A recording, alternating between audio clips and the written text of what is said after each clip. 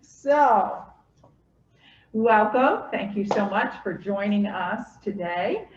My name is Jewel Ratzlaff, and I'm the Big Read Coordinator for the Poughkeepsie Public Library District.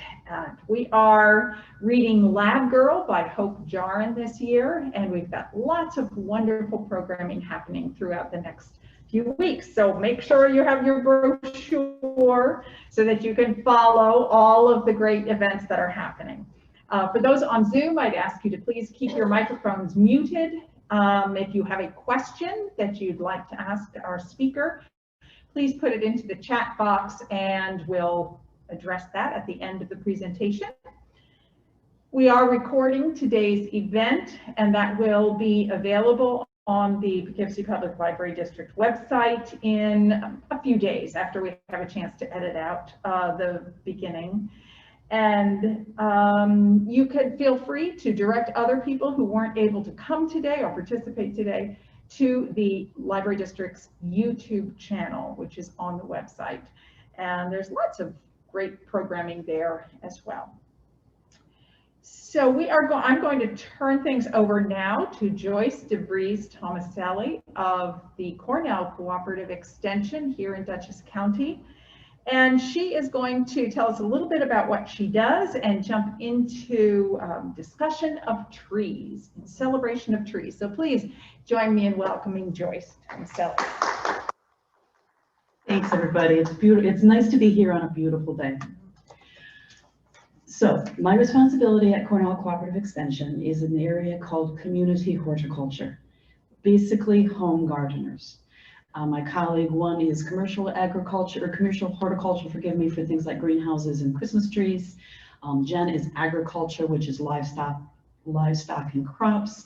And Lachelle runs Taste New York Todd Hill in the middle of the Taconic, because we have a lot of relationships with farmers and local food producers.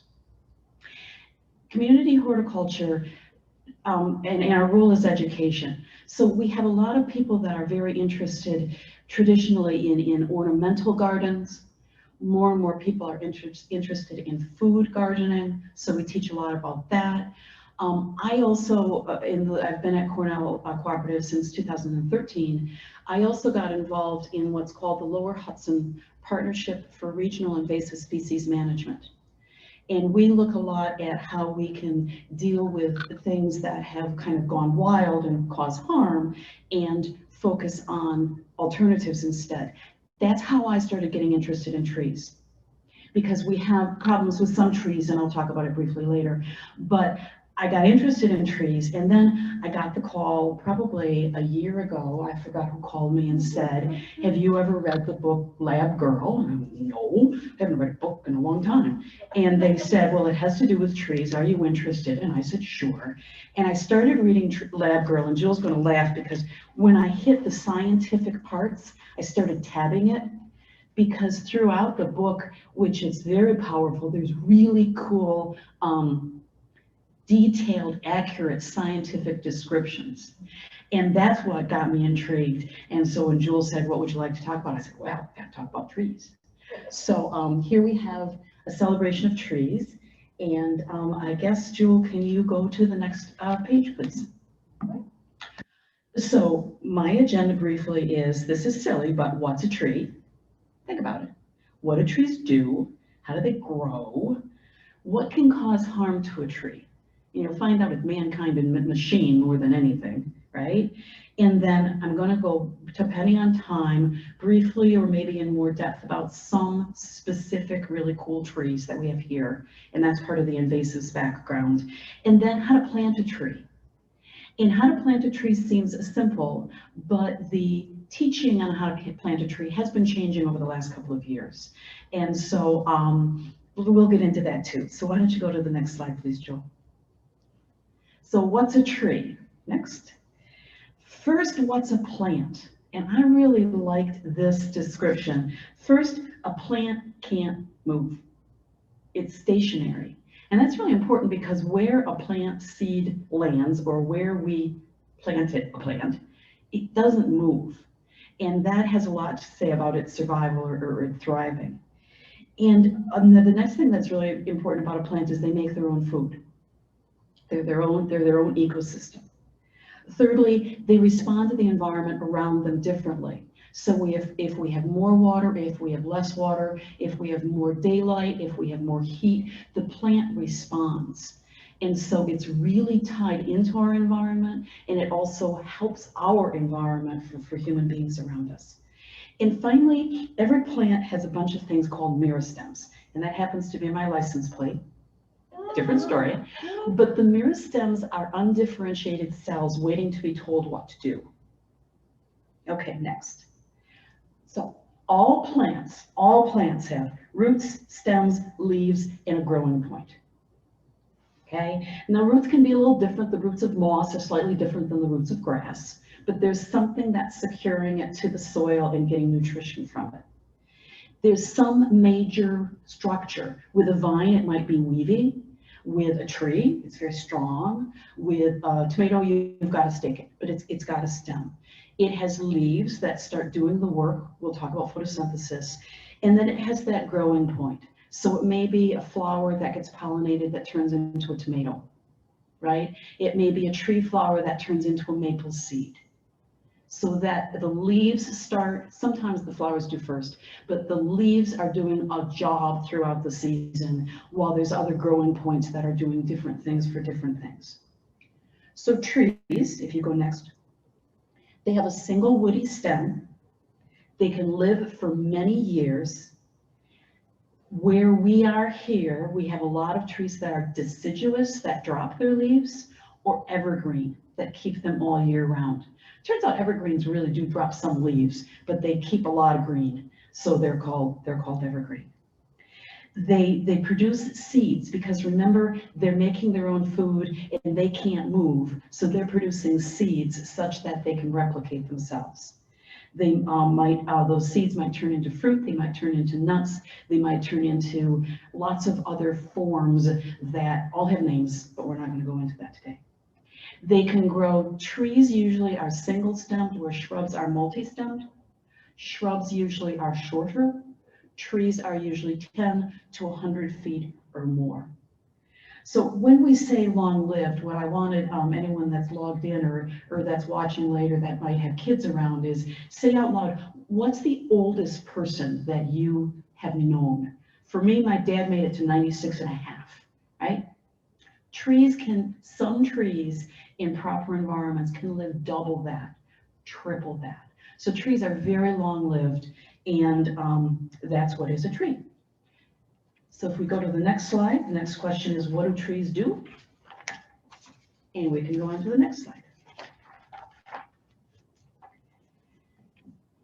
The first set of things that I wanted us to think about in terms of what trees do is they do a lot in terms of our heat in our environment and our cooling. They provide shade, right?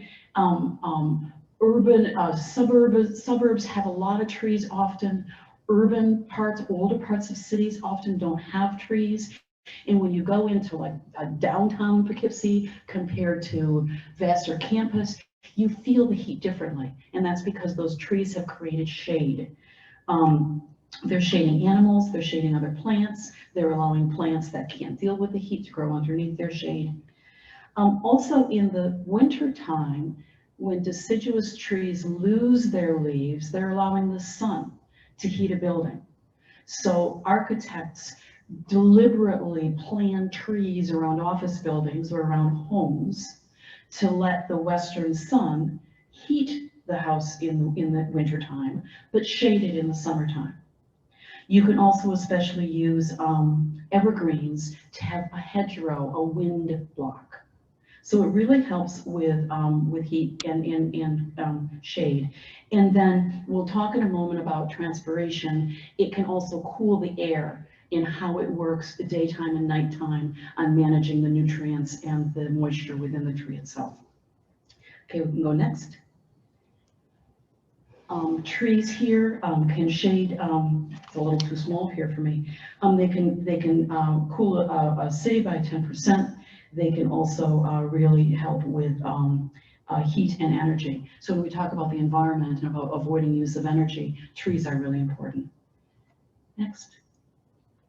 The next thing that trees do, and it was fun thinking about this, I always think when I walk the dog, they provide food. They provide food to people, right? Think about apples, peaches, pears, think about walnuts, think about hickories. Think about what it also they provide to wildlife. We think about the nuts on the ground, but deer browse on the twigs during winter. So even the non-fruit part is helping our wildlife. If you think about birds, they're eating the seeds, they're eating sometimes the small fruit, they're eating the insects that are eating the leaves that'll turn into butterflies that ornament our garden, right? There are other insects that bore into a tree, and usually they don't cause much harm. There's a few that do, but some insects, especially when you have an aging tree, take advantage of the fact that they can feed on some of the carbon within that tree. So there's lots of different ways that trees feed lots of people. Next. There's studies that talk about the fact that when you go sit outdoors for as little as 5 minutes, your blood pressure goes down, your stress level goes down. When you live or work near a park, you tend to take more exercise because you're going to go out there and you're going to walk. So they provide a lot of help to our body. They help us enjoy nature and they improve our mood. And there are studies that show when you have trees in your neighborhood, it raises the value of your home because it is seen as aesthetics. It is seen as a more valuable home instead of a house surrounded by sidewalk or pavement. And I think there's one more next. And so having large trees increases values 3 to 5. That's why a lot of urban centers are adding trees. Newburgh is doing some good work on adding trees. Here's some more things that trees do. They help our environment. They clean the water, they prevent soil erosion. When we have more massive rain events, as we're seeing these days, trees' roots help prevent erosion. Trees' leaves break the fall of water. They let it slow down so that water can be absorbed into the soil more. So they're really helping with water. You'll see with photosynthesis that they're bringing in carbon dioxide and producing oxygen, which is also helpful for our environment. They provide wood. We're sitting on plastic now, but this is wood. This building probably has pieces of wood.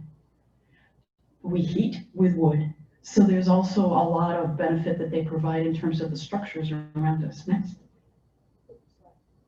And not only do they provide sustenance, but they attract birds and wildlife.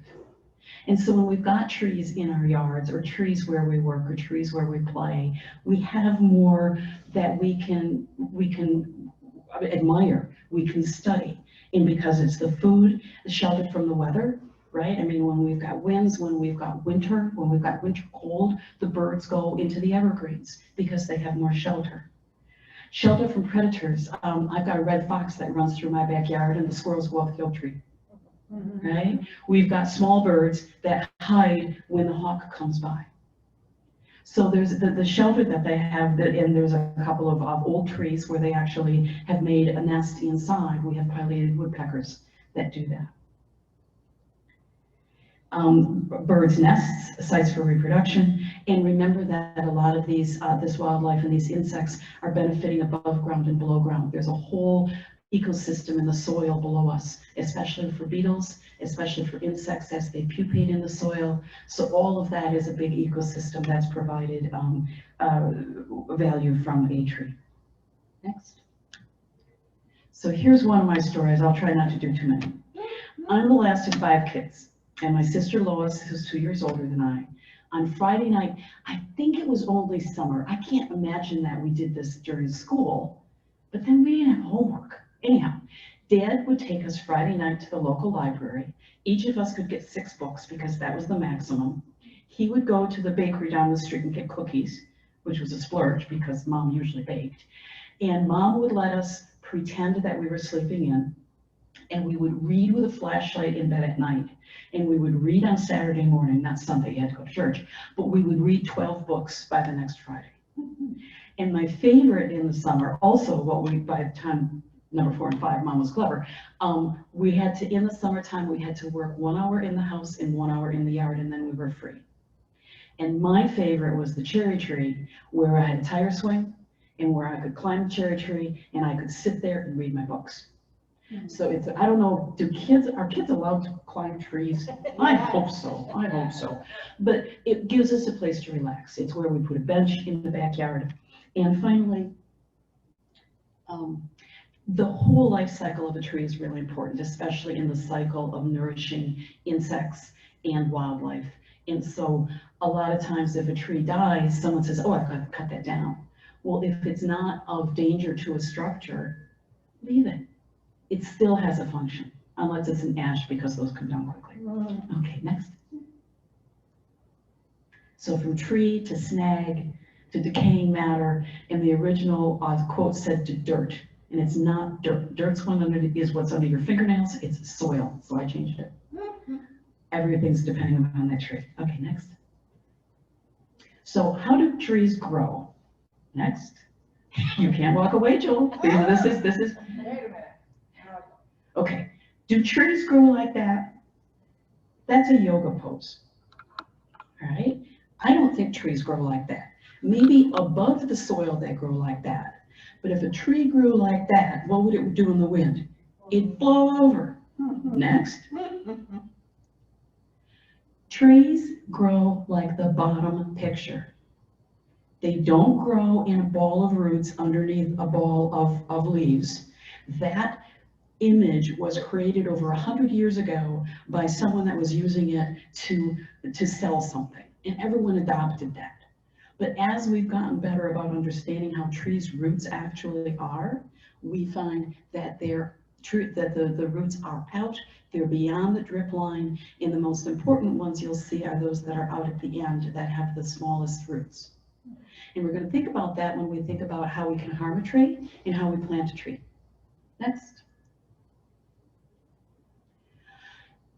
And I'm constantly fascinated. I walk the dog pretty much every day, and so I'm aware of daylight. And it always strikes me that the vernal solstice, 20s of March, is when nothing is leafed out yet. And the autumnal solstice is what, in a couple of weeks, late October?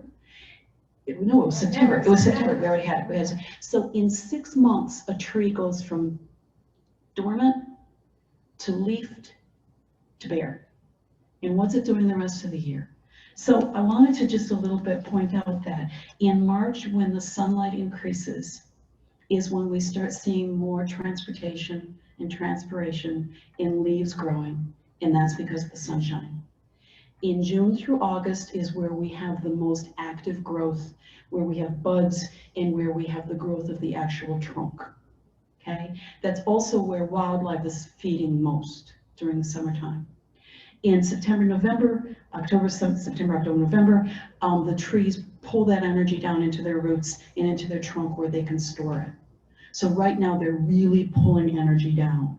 In the dormancy, depending upon temperature, is where we don't have sap that's running in most cases, and where the trees are just hanging out, hanging on to the nutrients that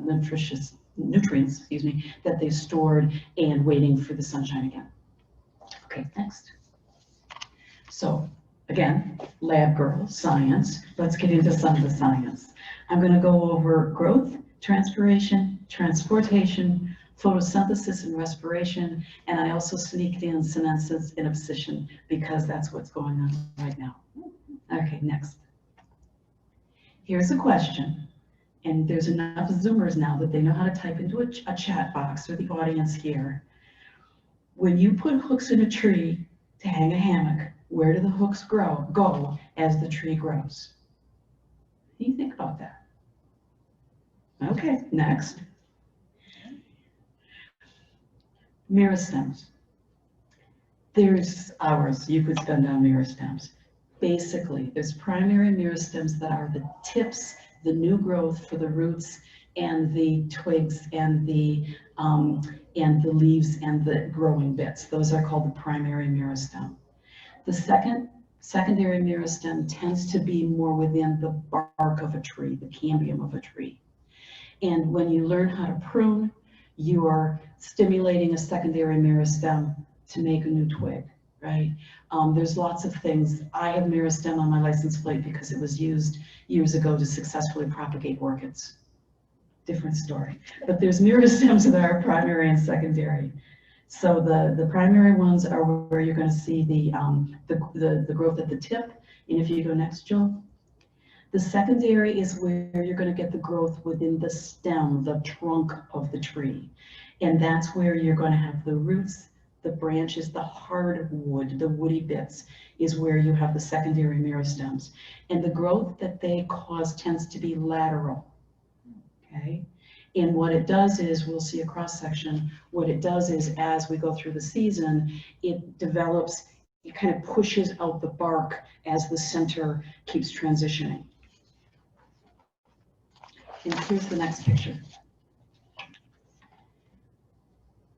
The hardwood in the center is the oldest. I'm sure as a kid you learned that if you cut through a tree, you can count the circles. There's usually a darker center called the heartwood. That's usually what's used for furniture, for the most beautiful furniture. You usually have another ring that goes out, which is really more of the sapwood. It's kind of younger. It's not quite as dead, but those two provide the structure in the trunk, the structure in the branches, the strength in the twigs as the tree naturally grows. There's a cambium, there's a cambium layer that's a little more active. You could think of it as more spongy because there's more live things going on. And then there's the phloem layer and the outside bark. The outside bark is corky in most cases, in most trees, and that's protecting the tree.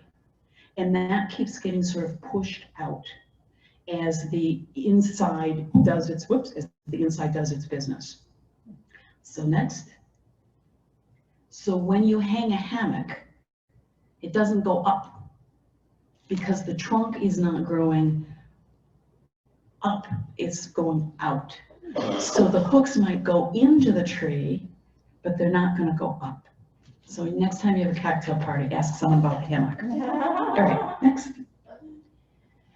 Trees take up water, amazing amounts of water. And they take it up most of the time when they need to, when they need to. They take it up usually during the day and they bring it down usually during the night. So transpiration is where we're taking the soil solution that has nutrients and it's going up out to the leaves so that they can do their job. And the hotter it is and the windier it is and the lower the humidity, the more transpiration you have coming up. You can harm a tree if you harm that transpiration system by harming the roots, by having girdling roots, or by having any trunk injury, because I'll show you that that whole transpiration system is kind of on the entire outside of the tree trunk and all the way out on the branches. Next. When the water is going up, then it's controlled by something, a whole bunch of little things on every leaf called stomata. And they are what manages bringing in carbon dioxide and giving out oxygen. And they know whether they want to control and keep water in or whether they want to go ahead and let water out. They're usually on the underside of the leaves, which makes sense because they're not manipulated by the sunshine. They're manipulated more by the underside. Next. And what they do is they close when they need to keep moisture, and they open when they can go ahead and let moisture out. Next. Sorry, I just wanted to see more of the picture, so I closed this up. All right. There you go. And even roots have these little breathing capabilities. And that's why it's so important for the feeder roots, the younger roots, where they have the primary meristem, where they're growing all the time, that they not be damaged. Because with really fine root hairs, they are taking up the soil solution. They are regulating what nutrients are needed. They are helping balance how much nutrition comes from the soil, and they're providing it up to the leaves. Next. They dry out quickly and they drown quickly. So when we have major rain events, we have had major shrubbery damage, a little bit more than tree damage. But when you plant a tree, you have to think about drainage as well as air and place for them to be. So when we've got major rain events, I think it was this year, I had 3 or 4 calls where there were well-established 50-year-old oaks that died. And they were in enough of a saucer that the roots couldn't get enough air to stay alive. The roots rotted. And maybe there were other factors too, but you can have damage from too much water as well as too little water. We know that in houseplants, right? We know that if we do that with a houseplant, well, trees just big houseplant. Right, so if they get too soggy, now some of our trees are more designed to be in wet areas. So you see red maples just fine in a swampy area where that would kill a sugar maple. Okay, next. So when we think about what can harm a tree, when we think about how to plant a tree, when we think about how a tree grows, this is what a tree looks like. This is truly how it grows. And we can cause a lot of damage if we damage the roots. You see people prune badly, and that usually won't kill a tree. You see people open their car doors on it. That usually won't kill a tree. You see the snowplow. Where I live every year, it's a 1-lane road. Every year they just a little bit more, and they nick a couple more of those trees. Trees have a capability on their bark to heal. But if you really want to mess up a tree, mess up its roots. Next. Xylem and phloem. So I said that transpiration is let's just go into xylem and phloem. I remember phloem down. That means xylem up. It's the only way I remember it. So xylem transports water and the minerals that are available in the soil solution up. And if I ever taught you soil, you know that humus and organic matter make minerals available in the soil. And then phloem brings nutrients down. So remember I said trees make their own food? There you have it. So nutrients up, transports carbohydrates and hormones down. Next. So what's that? That's a piece of celery.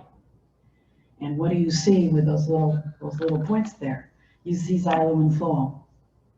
That's just a really visible set of the paired tubes that are making that celery grow. So next time you chew on a piece of celery, say, oh, xylem, phloem. All right, next. So the xylem is bringing up water, it's bringing up minerals, and it's providing structural support because as it ages, it's what's turning into the hardwood. So that's that living cambium layer. It also is where trees store their carbohydrates. It also is really smart about helping a tree heal. If you nick a tree with that snowplow, the xylem is what is going to block off where the damage is and then allow the bark to grow to close that damage.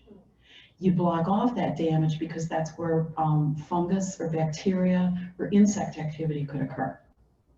So they're really the shield around the whole tree.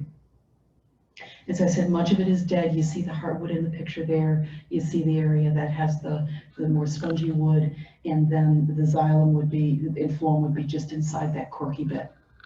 Next. And they're really complicated and they're really pretty. And if you have a scanning microscope, which I don't, the phloem is then how the sugars and the hormones get driven back down. And that helps the tree react. Remember I said a tree is going to react to its environment? And so auxins and cytosins, I think is the second one, are the hormones that tell a tree whether to grow more buds, whether to grow something else. So that's the signal system that is coming back down from the leaves. And so what you see really is everything that the canopy of the tree is doing is now coming down and helping feed the roots. The transport is primarily sap. I think a moment ago we saw the sugar maple, but the sap is really the transport system that the phloem is bringing back down to the roots. Next. See, I can't look over my shoulder, that's why I'm looking at this. And I think this is really cool. Xylem and phloem are friends forever because they come in pairs. Think of them as a really specialized straw or tube. In the picture over on the, I don't know what side that is for you, that would be your right, shows even that with a bud, with a leaf scar, everything you look at, if you look at it, pieces enough with a tree, you see those little bundles of the xylem and the phloem. So on the leaf scar, you see where it was feeding the leaf last year, but then the leaf fell off. Okay, so that's one of the ways you do winter tree identification is you look at the bud scar or the leaf scar. Okay, next, photosynthesis. I found it interesting to try and teach something in 3 minutes when it usually could be biology studied for a very long time. But here's the deal with photosynthesis. As water is coming up from the roots through the stem to the leaves and growing parts, we have carbon dioxide that's coming in through the leaves, through those stomata. Photosynthesis occurs triggered by light, where sugars are made and oxygen is released, and then that is what is the nutrients that are going to be transported back down to the roots. Next. So as we said, when plants make their own food, this is really the photosynthesis is the leaves and stems, and tends to be more in daylight, where sorry about that, I should have turned it off. Where in nighttime basically is where you have more respiration, because photosynthesis is triggered by sunshine, and when you don't have that happening, the tree needs to bring up other nutrients meanwhile. So that tends to be more at nighttime, and so that's where you have the roots and you have the hormones signaling what should go back up. Next. And the trick or the skill, the knowledge of the tree is to balance that. So when you have an actively growing tree and you have moderate temperatures and you have moderate wind, you have a very nice balance between the respiration and the photosynthesis up and down. But when you start getting really hot, dry days is when you're going to start seeing wilt, because you can't have enough that's pushed up during the night to deal with the stress during the day.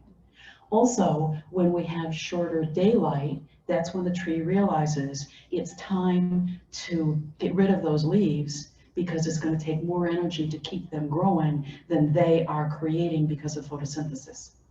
So that's a balance that has to happen, and it's very complicated. It happens within the layers of the leaves, and part of it is where they're releasing waste that's created during the whole system.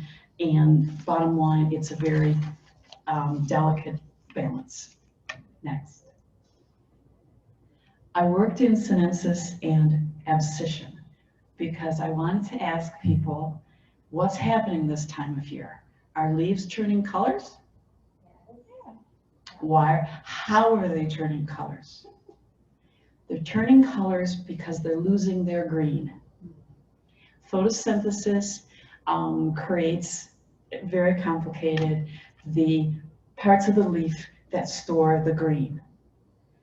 And when the tree decides that there's not enough sunlight and enough photosynthesis, the tree pulls that green, those chlorophyll, out of the leaves to store it, and the absence of green is what causes our different colors.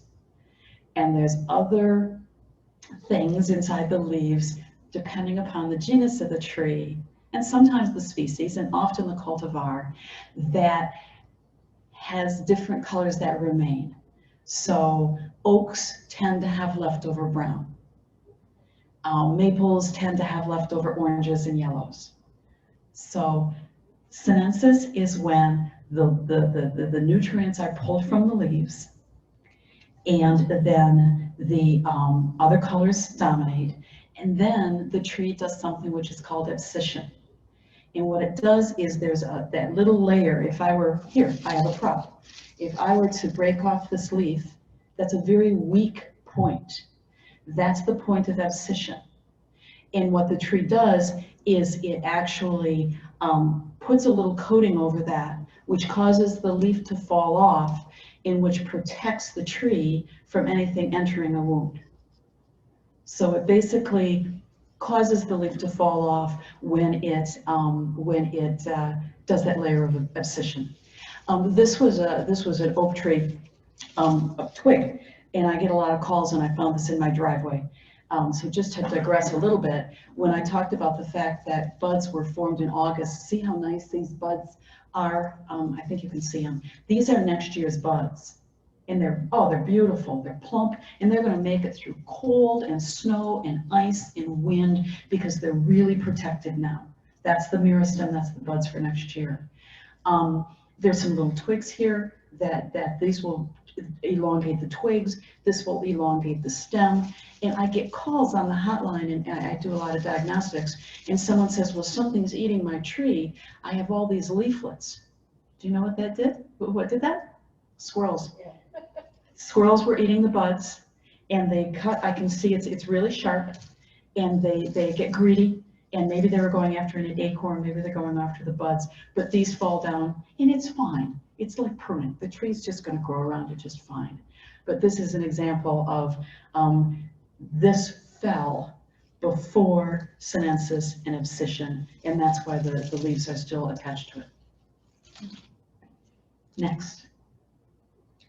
How can you harm a tree? Remember the roots. Next. Okay, another story, a little story. So the Farm and Home Center in Millbrook is from the 1970s. And there was a time when a lot of things were planted, and there haven't been many things planted since then. So when I teach invasives and when I teach ailing trees, all we have to do is walk around our parking lot, and I can show you just about everything. But this is a picture, if you're heading out Route 44 past this Trooper's Barrack, we're on the left, and this is south. So this is if you were going east. And there's a beautiful linden tree to the left. There's a sugar maple that's starting to turn a little bit, and there's more sugar maples there's 3 of them there that are along Route 44. Next. About 100 feet away in the parking lot is another, excuse me, there used to be 4 linden trees, now there's only 3. That dead linden tree was done at the same time as that linden tree, but it's dying because it's in a parking lot. It's hot. It's not getting water, it's getting compression. People park on it, trucks drive by it, and 5 years ago, you could hear the bees all over that linden tree in spring. Hardly anything leaves out.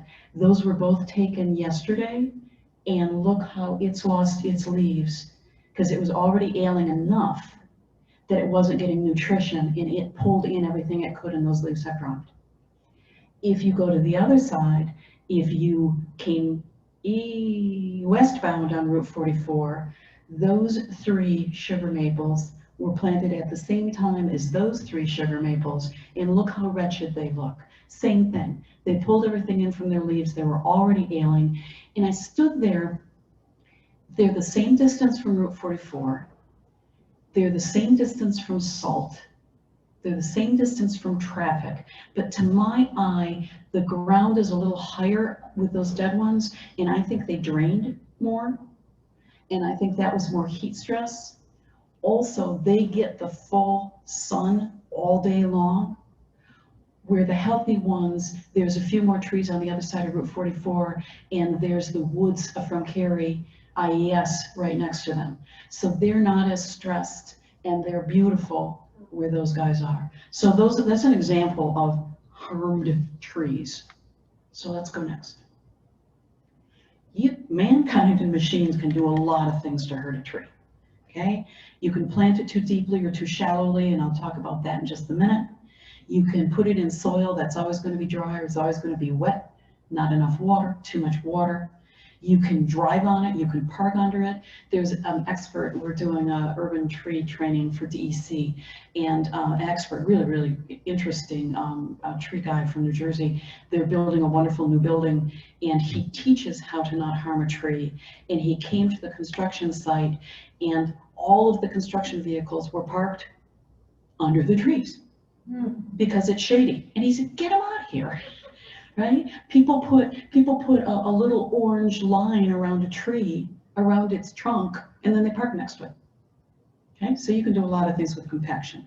You can trench through them. You can have your electric buried. You can put in a new cable, and you can cut all those roots. Well, what's going to happen when you cut those roots? That side of the tree is not going to get the nutrition that it does. What else can you do? You can plant a patio around it. You can put pavements. You can weed whack it. You can hit it with your car door. You can plant it in a city right outside, city sidewalk. High, road, little piece of green, sidewalk, restaurant. Put the tree there. Everyone's going to open their car door against it. That's not going to last very long. You can deal with, someone called me and said, I've got goutweed underneath my crabapple. When should I use Roundup? Said, you want to kill the crabapple? Right? So I said, put down some weed cloth. It'll kill the goutweed. The water will come through, the air will be, and you'll be fine. But no, you're not going to use a herbicide. Oh, I'll show you a mulch volcano in a second. This is something I learned that you're not supposed to rake all the leaves away. You're supposed to leave them under your tree, especially some of the shallowly rooted ones like sugar maples, because that is benefiting from the decomposing over the winter time and giving them carbon. And I always mow up all my leaves, and this year I'm going to leave them underneath the maple tree. Okay, what else can harm a tree? Next one. Thank you. Insects and diseases and mites, because mites aren't really insects, so to be a scientist I had to list them separately. They can cause a lot of problems.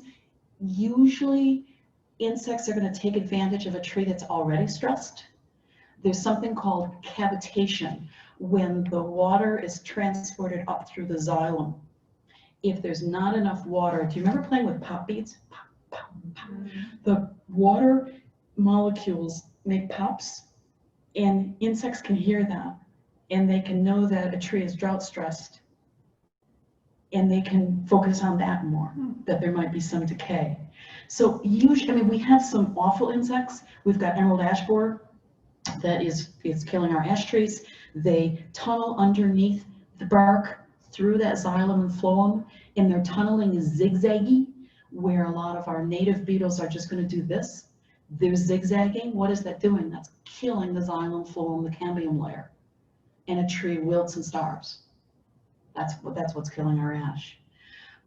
Most cases, we don't have things that are harming the tree, but sometimes it can be insects. There's a few diseases that also can be surprising. There's things like verticillin wilt, where again, there's some fungi, some fungal pathogens that live in the soil. And in that example, when we're really dry and then we have a good rainstorm, this tree goes, and the fungus clogs the xylem and phloem, and it causes a wilt. And so you can have a big old sugar maple or a small one die in a couple of weeks because it picked up that native fungus from the soil. It's unusual, but I get a couple of calls when we've got drought and cold. Root rot can be a big problem when you've got holes on leaves from feeding caterpillars. Don't worry about it. There's so many leaves on a tree. There's an author, I don't know if I have him in here, Doug Tallamy, who's done some really, really good books on Bringing Nature Home, and I forget the name of the new one, but he points out the cycle of birds depending upon insects, how many caterpillars or flies, etc., caterpillars especially, birds need to feed their young at different times, and that therefore that the holes that caterpillars are making in trees, in fact, are feeding our birds. And his quote is, when someone calls and says, I see all these holes in my tree leaves, he says, it's a 10-step program. Step back 10 steps and you won't see it. So leave it be. There's a really cool leaf cutter bee that cuts little holes and takes the piece of leaf and brings it back for its nest. There's way cool things that you can have. So damage on leaves, bumps on leaves are just galls made by a wasp. Leaves don't really indicate something bad, and they usually, what's eating on leaves isn't doing a lot of harm. Root rot can do a lot of harm, and it can be insidious in that you don't see it. My neighbor had a line of white pines, and I noticed that the pileated was working in one because I could see the big chips down below, and we had a bad storm and a huge limb twisted out, and I was able to piece together the mystery. Pileated eat carpenter ants. Carpenter ants seek wet wood. The wet wood was caused years ago because something twisted and there was a break in the limbs. And when the huge limb came down, I could see the black rot from the fungus. I could see the channels of carpenter ants that were taking advantage of the wet wood and the pileated hole. So the woodpecker didn't kill the tree. It was a wind event a lot earlier. So understanding all of that can be helpful. Okay, so we talked a little bit about what can harm a tree, and let's go to the next part of the agenda, examples of trees. This is what I referred to at the very beginning, and I'm going to keep it focused on the points I make. We, with the Lower Hudson Partnership for Regional Invasive Species Management, we're teaching a lot about bad trees. And my Master Gardener volunteers said, this is depressing. We said, fine. Well, let's describe some alternative ornamentals. Most of the invasives that we have throughout North America were brought in because they were ornamentally better than our natives. So Tree of Heaven was brought in the 1800s because it was beautiful. Well, now it's a horrible invasive. Okay.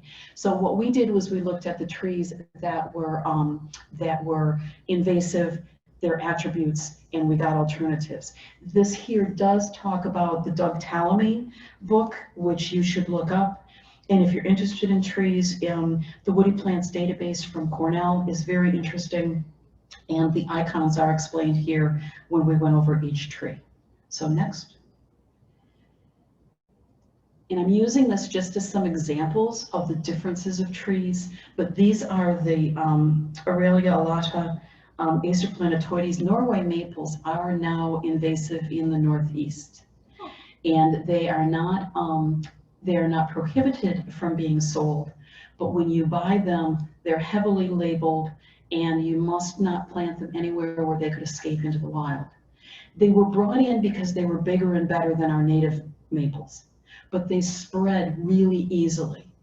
There's a joke that you can't grow anything underneath a sugar maple because it has really shallow roots and it has such intense shade. Well, Norway maple seedlings can grow under the shade of any tree, and they take over the forest and make a monoculture. Right now, when you're driving, you're going to see the red of burning bush, Euonymus alata. That's one of the invasives. But in a week or two, when almost all the leaves are down, watch for that French's mustard yellow. Those are all the Norway maples. They haven't dropped their leaves yet. It's remarkable, and once you start looking for them, you see they really are in our landscape. So Norway maple is one of those. Buckthorn just spreads really easily. Black locust is sort of native to here. It was not introduced. It has worked its way up the Northeast. And if you want to get two biologists or two botanists angry, ask them if they think black locust is native or invasive, and you'll get an argument going. But they're not. Excuse me. They're not being sold right now. And so I'm not going to go through all these alternatives, but we found that when we were looking at the ornamental characteristics, we used a lot of our own natives. So let's go next and get going. So you're saying you recommend these as alternatives to... Indeed. So rather than buying these, which you can't anymore, or if you have a tree that's old enough that it could or should be taken down, replace it with these alternatives. So a couple of other things here. You'll see on the top of each one of these, we're using the common name and the botanical name. Nomenclature is a scientific way of naming plants and diseases and insects, come to think about it, in a common way. So if I say sugar maple and someone in England says sugar maple, or someone with another language says sugar maple, you might be talking about totally different things. But if we say Acer saccharum, every scientist around the world, in written and in spoken, is going to know that genus and that species. And if there are special versions of Acer saccharum, that's called a cultivar. And so its name will be in quotes. So you'll see red maple, I don't know, I'm going to make it up, sunset glory. And that would be a special cultivar. Okay, so that's called nomenclature. It's based on Latin. It's the family we don't have here, but genus and species and cultivar or variety is what's used. And when we talk about trees, knowing how they grow and knowing where they grow is part of the right plant, right place. If you're going to plant a tree, know the place you want, and then know what plant. So in this example, sugar maple really likes full sun. It attracts a lot of butterflies because it feeds a lot of caterpillars. It, in fact, according to Doug Ptolemy, is a host plant for over 200 species of insects, which is really cool because that's the diversity.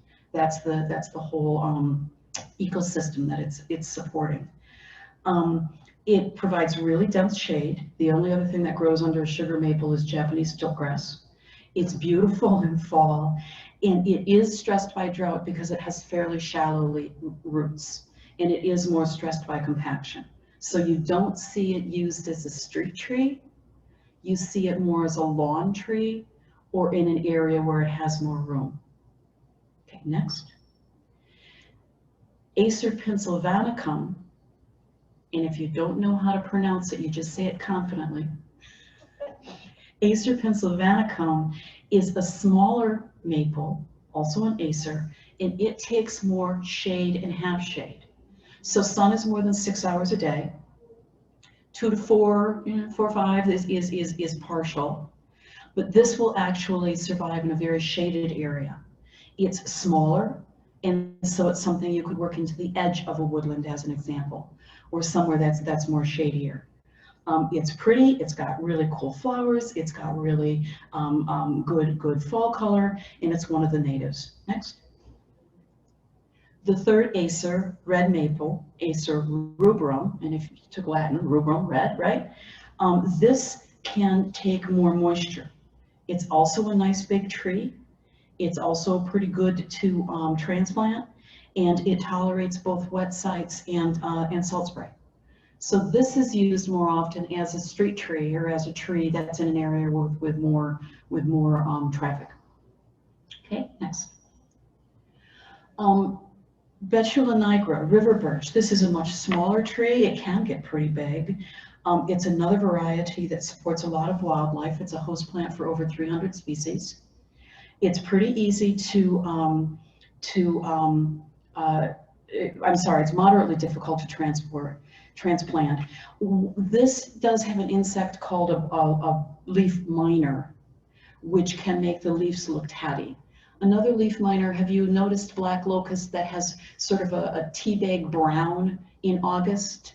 A lot of the trees go really strange brown. That's a leaf miner that's working between those two layers of the leaves and causes them to go brown. So birch have a little bit more, they have a few more enemies, but they're really beautiful, and their bark is gorgeous in the wintertime because it defoliates.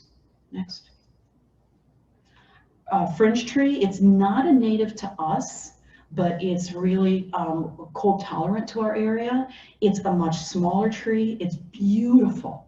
The flowers on it are very remarkable. They're a little bit later in the spring, and it has blue berries that are large enough to feed wildlife as well as some birds. It's a very, very nice tree, and tolerates salt, tolerates pollutants, and it's pest-free. So that's an example of a beautiful tree that you could put in a smaller property. Next. Ficus grandifolia, we have native beeches.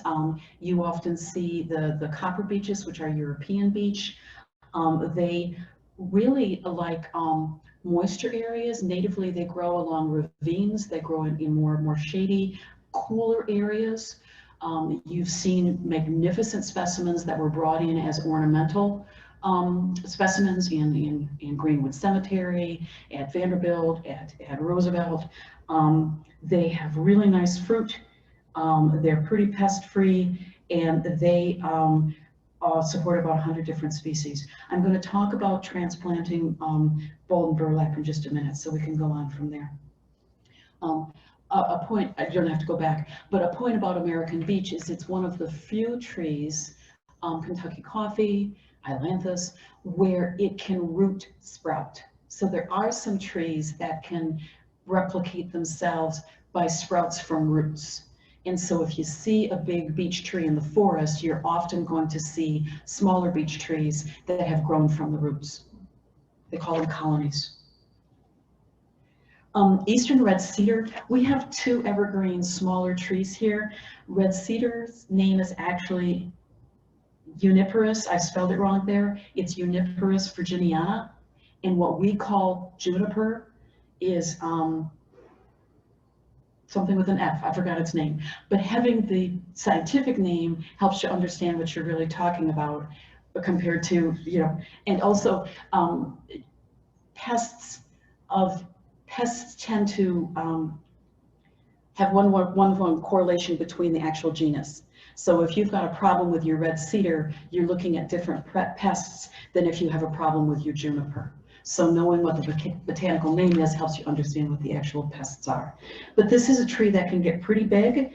Sometimes the deer will eat the bottom a little bit, but this is one that can be used out in an area with deer because they tend to not bother it as much. It doesn't provide support for as many species, and it has some other problems, but it's nice if you want a windbreak or if you want a privacy break. Next. Sweet gum, liquid amber, styraciflua. Can't say it right. It's one of my favorites. I love sweet gum. It can get fairly large. It can live quite long. It's a very pyramidal shape. There's some cultivars that are actually almost columnar shaped, and it has those way cool little seeds that you see there, unless you're a landscaper or unless it's in your lawn. And if you park at the Vanderbilt to the north of the parking lot, there's sweet gum, and there's all those seeds, and you don't want to be barefoot because they're really spiky. But sweet gum, I think, is a beautiful tree, and it's really hardy, and it transplants fairly well, and it's beautiful. Next. I think you went to. Oh, sorry. Nope. One more. Down a little bit. Down a little bit. There's the blue. There it is. No, over. There. You got it. There you go. No, sweet gum. We didn't have black gum. No. Okay. Well, I guess I changed my mind after I printed this. No worries. Black gum's cool too. Eastern sycamore is a beautiful, beautiful tree. You can every time you see a huge tree with gray and white defoliating bark in the middle of a field, that's our eastern sycamore. And I got a call early on saying, why are there never sycamore seedlings? What's wrong that they're not growing from seed anymore? The answer is that they cast such shade that the seedlings don't have enough underneath it. So you'll find seedlings nearby, but not underneath. Sycamore I choose as an example because it's an example to reiterate that leaf damage does not cause necessarily tree death. Sycamore suffers from something called anthracnose. It's caused by a fungus. And in spring, if we have a moist, humid spring, you see the tree, the leaves turning brown. And if you go up close to them, they look like they had chocolate ice cream melted on them. And that's the damage from anthracnose. When the damage is enough, the tree will let those leaves fall and it'll flush out a new growth. Remember I said there's primary meristem? Well, there's always like a backup. And so they have the ability to have a second flush of growth. So gypsy moth, we saved gypsy moths over the years, south of 84 for several years, and I don't think it was bad this year. There were a lot of oaks that were defoliated. Repeated defoliation year after year can kill a tree, but it takes repeated. Okay. Sycamore are really cool because that defoliating bark is one of the things that helps it survive just fine in high pollution areas because it can shed. So sycamore and its cousin London plane are often used in urban environments, and they're really beautiful. They can get huge, and they are just amazing when they are established well. Next. Okay, white oak, another one just. So there's a couple of different oaks. I think our oaks are probably our most loved tree. They do host things for over 350 different species. They can have insects and diseases.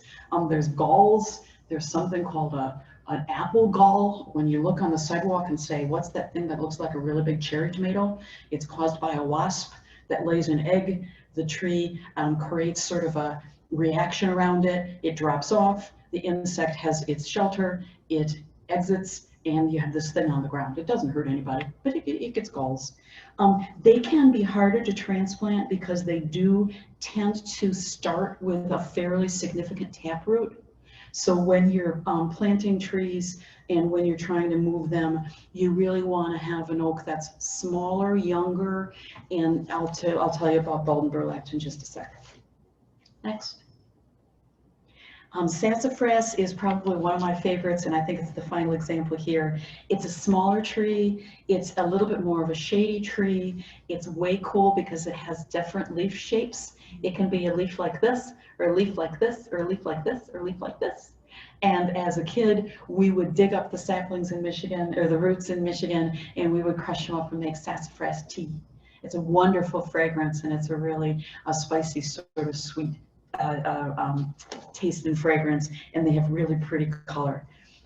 I've been walking the same road now for 35 years, and last year, for the first time, I realized I was walking by a sassafras tree, and I didn't recognize it until the autumn color. And 2 years ago, I found I was going by a basswood and ironwood tree, and I didn't know until I saw their seeds. So if you keep your eyes open, you can always see.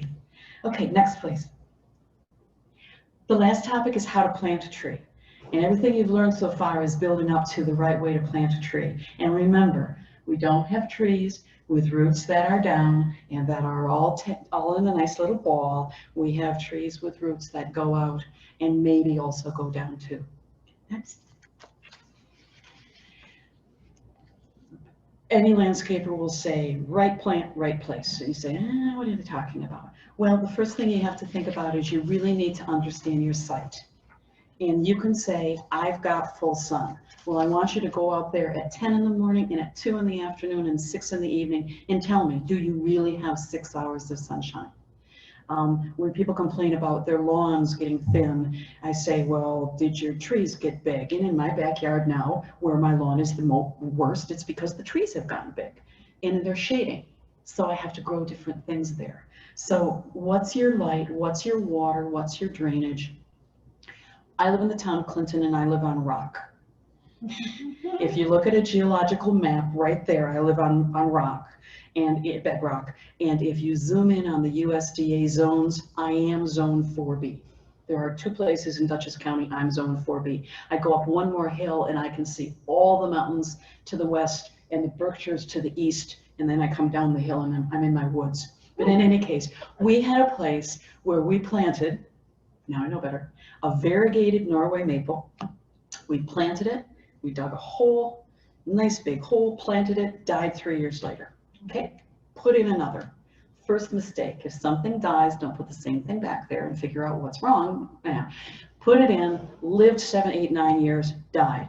By the way, variegated Norway maples always burn in the sunshine. That nice white edge, turns nice and brown by the end of the autumn. Okay. The third time we went to plant a different tree, we said something's wrong, and we dug deeper, and we had a pretty good 2.5-foot hole, and right underneath that was a layer of sandstone. So it was holding water, and the trees were down and were drowning. So we punched through that, we made better drainage, we did a better hole, we put in a better tree. It's a small oak now, and that tree is doing just fine.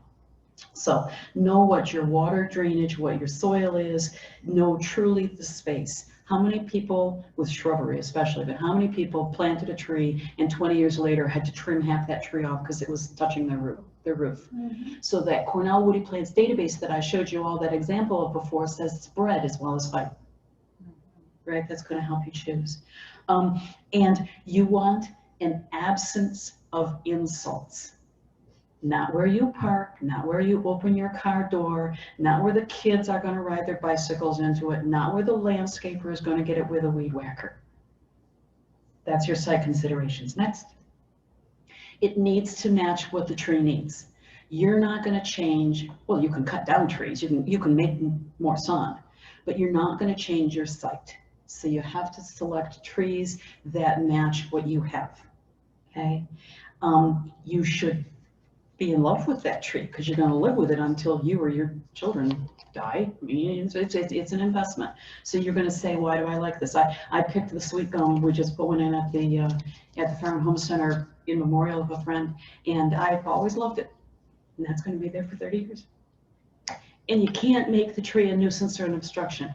When we get mad at Central Hudson trimming our trees, it's because they have to keep us safe. So don't put trees underneath the power lines.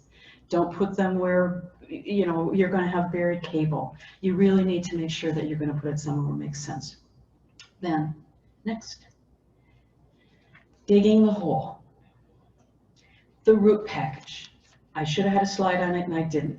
Trees come balled and burlapped or bare root. Smaller trees, when you go to Dutchess County Soil and Water and get a whip, they're bare root. You can buy things online, bare root, and they're going to come with some substance around them that keeps the roots moist, and that's bare root.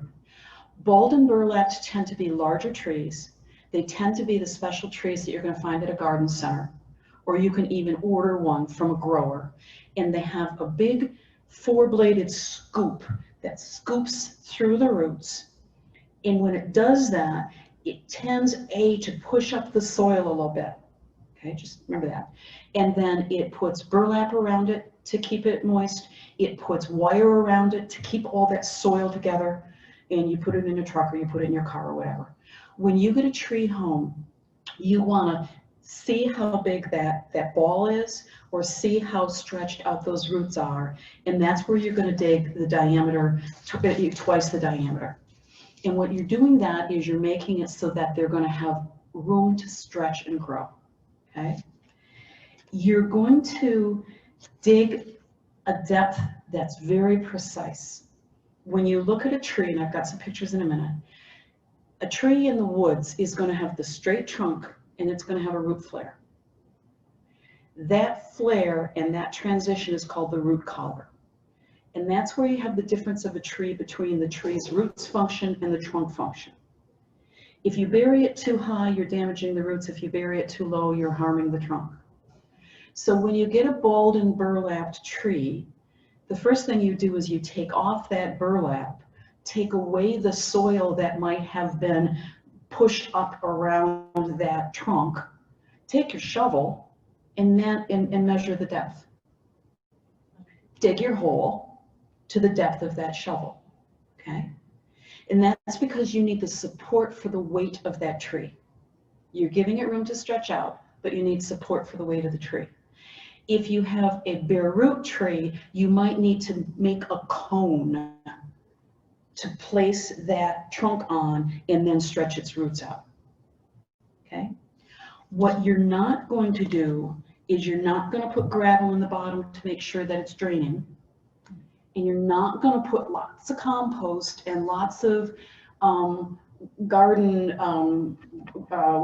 what do we buy? What's the? Vermiculite? Yeah, you're not going to vermiculite. You're not going to buy bagged soil. Think when you're all wrapped up in a blanket, you stay there.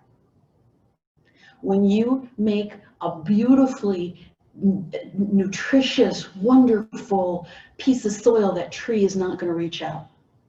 You want to use the same native soil that you dug out to put back in. Okay? If it's really clayey, you might add some sand. If you put gravel in the bottom, it rains, it hits the gravel. If it can't drain further, you now have something called perched soil, and you've got wet and you've got root rot. So you want something that's twice as wide, the proper depth, and then replace it with a native soil. Let's do the next one. Yes, a $5 tree in a $100 hole will do better than a $100 tree in a $5 hole. Okay, so here's reiterating. Shallow and wide. When the professionals planted the sweet gum a couple of weeks ago, I watched them, and they did tromp down a little bit at the base of the hole to make sure that it was nice and solid. And then they put the tree in there. It was a big tree. It's about 15 feet tall, maybe 10, and it's heavy. And they made very sure that it wasn't going to sink. It was going to be at the right level. So find the topmost root, and if you have any broken roots from travel or from the shipment, trim them off. Put the tree in the hole. Make sure you look at the flare, that transition from the trunk to the roots, and that you make that level with the landscape soil. Again, you take your shovel and you put it over the hole. Took your shovel, how deep? Put the shovel over the hole, line it up. Okay, one shovel. Sometimes it needs more than that. Look around and make sure the tree is straight. Take off the burlap, take off the metal. People say, oh, the burlap is going to decompose. A lot of burlap is treated so that it doesn't decompose while the tree is at the garden center. So you really want to take it off. And sometimes you can take a knife and just cut it down the edges and then pull it out of the bottom. But you really want to take that off. Anything else that might be there in terms of wires or ropes or anything like that. Backfill with your native soil, tromp around it, and then you want to add some mulch. You want to add 2 or 3 inches of mulch and not more than that. And that's going to help keep the soil moist and warm in the autumn and cool in the summer. And it's also going to keep anything from growing around it. So mulch is very good underneath. Stake and prune if needed. I'll get to that. Okay, here's the next couple of pictures. That one over there, they had to dig down to find the root flare. Planted way too deep. Okay. That one is probably also too deep. You can just see the flare. It really wanted to be up just a little bit there. Yep, yep. It's a little too deep. Next. That was way too high.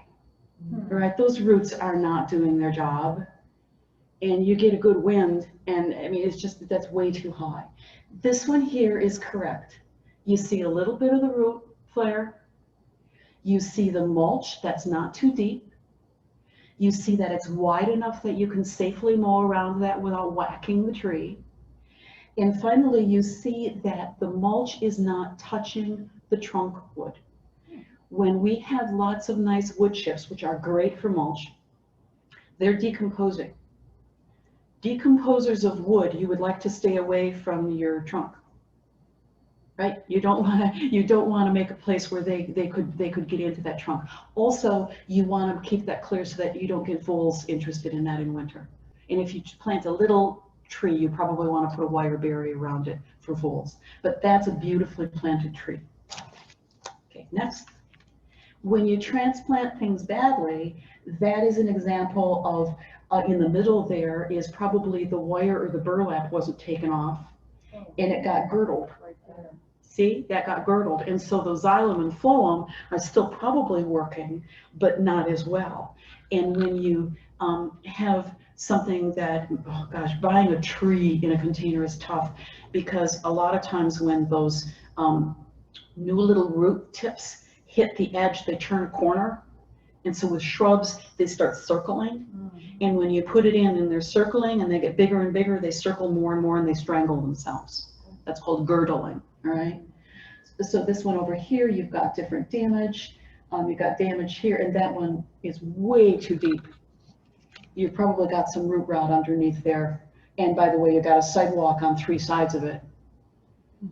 And that one is probably not a necessarily happy tree. Okay, next. Trees need a lot of water. And if you water your lawn, you do frequent shallow, because a lawn has roots that are as deep as the blade. 3-inch grass, 3-inch roots. Trees want deep, infrequent watering. If you water your trees like you water your lawn, you're going to kill them. And especially if you've got lawn all around your trees, you want to make sure that you're watering your trees as well as the lawn. Okay? So they need lots of water. We say 10 to 15 gallons a week during drought, more when they're younger. You can do that a couple of different ways. I'll get to that in a second. Never mind. I'm not going to give you those examples. Let me get into staking. People automatically used to stake trees. They would down you're right, you stake them.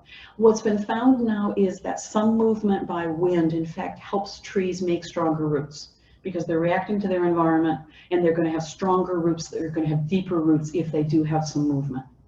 Also, the guy that was teaching earlier this week said to professional landscapers, if you need to stake, if it's on a slope, if there's kids nearby that are going to try and climb it, you make sure in a couple of years you remove those stakes, that supporting, or they're going to girdle it, right? The tree's going to get bigger. You very carefully put some support around it, and the more it grows, the more it's going to girdle itself. Okay, so you want to pad them so that they don't dig in. You want to remove it, and you really don't do it very often. So let's go next on irrigation methods. The sprinkler systems are made for lawns.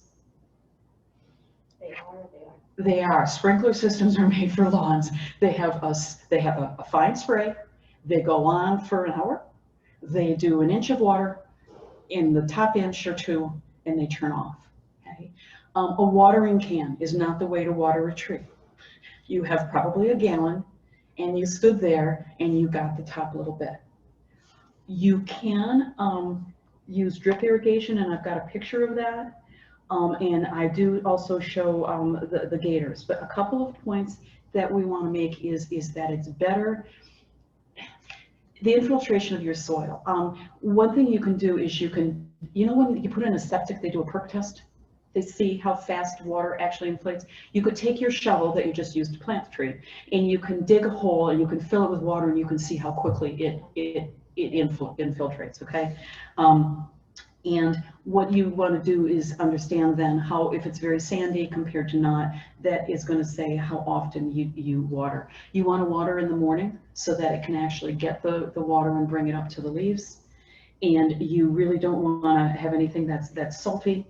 And remember, I talked earlier about the transpiration and the transportation.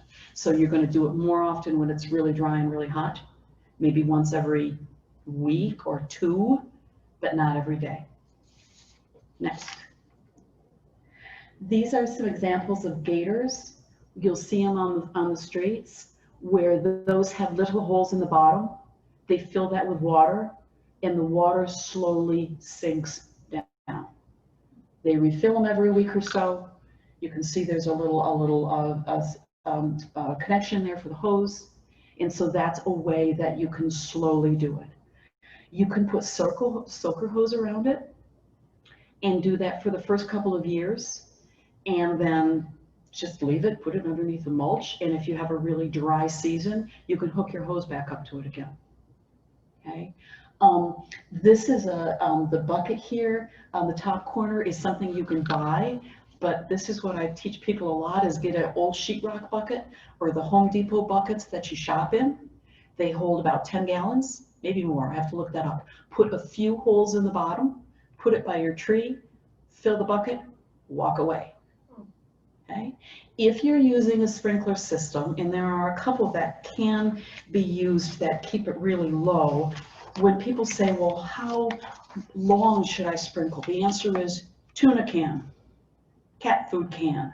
Put a can and see how long it takes to fill an inch.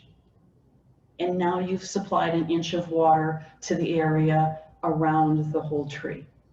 Okay, so about an inch of water, especially when it's dry. When you have normal weather, mature trees don't need it, but especially when they're young, they need to. Next. You don't fertilize. The last thing you want is to cause the tree to have more of a flush of a growth than it can support with its roots. Let the tree figure that out and balance it. You don't use high nitrogen because that's going to cause a flush of leaves, and that's not necessarily what you want. You do want to look at the shape of the tree, and there's lots of good things about pruning, because what you do now is what's going to be the shape of it in the end. Only a couple of inches of mulch in fairly wide, because that's where the new roots are growing. Watch for disease. When in doubt, call a pro. And never, ever, ever, ever create a mulch volcano. That is one of the worst things you can do to a tree. You're encouraging wood rot. The bark is not getting the air it needs. The water is not getting down through there. It's only a few feet away from the trunk. And that's a very bad thing. So the last little button there, Joel, never do that. Last slide. Oh, God. One more slide. Where did we go? Yeah, there you go. Okay, so thank you. I wanted to point out that trees benefit people, wildlife, insects, the environment, kids. I hope kids are out climbing trees, learning about trees. Science is amazing, and I wanted to share some of that today. Mankind and machines are the most harmful. Pests and diseases can cause harm, but they don't usually kill trees. Many beautiful trees grow in our area. If you plant it correctly, it'll thrive for years. Last button. One more, I lied. Go plant a tree. There you go. Any questions here or any questions there? Yes. I thought I read in the book, which surprised me, that the roots not only take in the water, but then water also goes out of the roots to support the new seedling trees. That very well could be. So when I teach soil, there's an incredible way that plants balance the water within them. Too much, they rot. Too little, they wilt. They have to keep a balance. So if you're when you're bringing down the sap, probably, indeed, it probably is diffusing back into the soil, which is bringing down the nutrients that the tree created, which indeed then could be helping the next seedlings. Yeah, I had never thought about the cascading effect. I forgot that in there. I think it was in the book. It probably is. Yeah, I read it almost a year ago now. Oh, wow. When you plant a new tree and water, how long do you water that time? What time period do you water? So with a young tree, especially when it's as dry as this is, what I would do if you're not worried about a septic is I would let a hose trickle maybe for an hour, or I would put a good radial in a sprinkler, not an isolated. Using a hose for a hydrangea tree? Okay. I think you have to find your own practices. So standing there with your hand on it, you're not going to stand there, but leaving it for 20 minutes, 30 minutes, depending upon the seed. Do that for a month or 2 months? No, so you'll want to do that initially, maybe once a week. Within a month, 2 weeks, you want to encourage those roots to go deeply. And if you're not sure how deep the water is going, take a hand trowel and dig. Okay, and see how far it is. After the first season, in the second season, if you've got normal weather, you might be doing it every 2, 3, 4 weeks. If you've got normal weather, it's balancing. But when we've had this amount of drought and then extreme rainstorms, kind of read your tree. If it's looking stressed, go ahead and maybe every 2 weeks give it some water. But you will kill it if you do it every other night. Or you'll make the feeder roots at the surface most successful, and they'll freeze in the winter. Right? Because you really want those deep roots that are anchoring the tree and also dealing with the winter. Any checks? No. Cool. I think Well, Jane and Susan, and I don't know who LS is. Thank you for joining us. Thank you, everyone. Thank you, Joyce. Thank you. You're welcome. Plant a tree. Yay, thank you. Plant a tree.